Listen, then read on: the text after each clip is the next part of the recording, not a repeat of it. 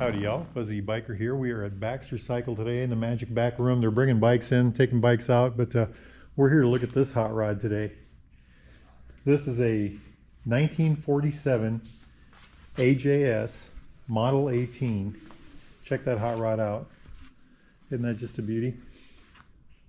Has a 498cc overhead valve, 2 push rod motor. The cams are down here somewhere. It's what I would call like a differential motorcycle. It's the end of one era and the beginning of another era. If you look at all the little doodads that are on it. Motor is about 5.9 to 1 compression, 28 horsepower. It's a 4-speed transmission. About a 55-inch wheelbase. That's 1,400 millimeters. 3-gallon gas tank. Really nice looking gas tank. That's 11.4 liters. It's supposed to be easy to kick over because it's got such low compression. But you know, okay, so it's the beginning of the telescopic fork era. The end of the war has come. I think all of these were telescopic. What does that say? Telehydraulic. So the girders were gone. It still has a rigid on the rear end. So the seats, this is your whole rear suspension right here. That and the tire. Just a, interesting thing in that sense. A big single cylinder air cooled engine. It's got a magneto and a generator. I don't know which one's which. Let's see. I would guess this is the magneto because of the plug wire. And this would be the generator to produce energy. I don't think that's the right carburetor for it. I think it had, that's like a concentric. I think the original carburetor had a separate flow bowl, and there's a name for those. I can't think of what it's called offhand, but this is really cool, by the way. I don't want to pull this off, but as you rotate this, it actually expands and squeezes the tank. It doesn't screw in. Well, here, let's just do it. Very interesting. These kind of wedge themselves out. There's no smell of gasoline. But anyway, let's get that back in right. So that's how that works. Oil tanks, it's a dry sump bike, so here's the oil tank on the side. These are, like I said, these were developed in the 30s and then produced from 45 to 66. Norton had bought an AJS in the late 50s. That was kind of the end of the AJS line, basically.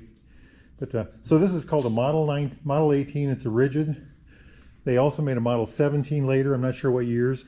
The Model 17 had a little bit of a suspension on the back, and apparently there were 2 versions of that. One with a low, there's a little tiny shock that went up and down like that. Maybe we can find a bike here with something like that. But well, anyway, there was the first version had a small, tiny shock, and the later one had a larger one, higher capacity. And then they had a competition, a CS model. This bike was supposed to be almost identical to a matchless G80, and we don't have a matchless here right now. But if we do, when we do someday, I'll make sure and get a video of that made. But so just look at the technology that goes into this.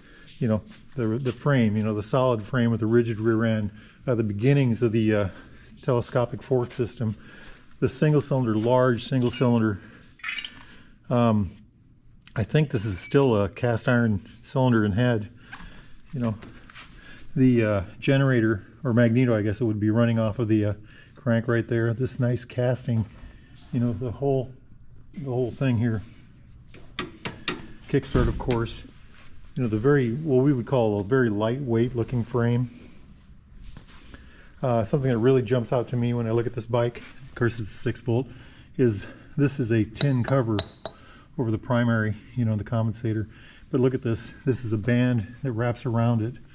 And, with a compression screw right there to hold this thing tight together.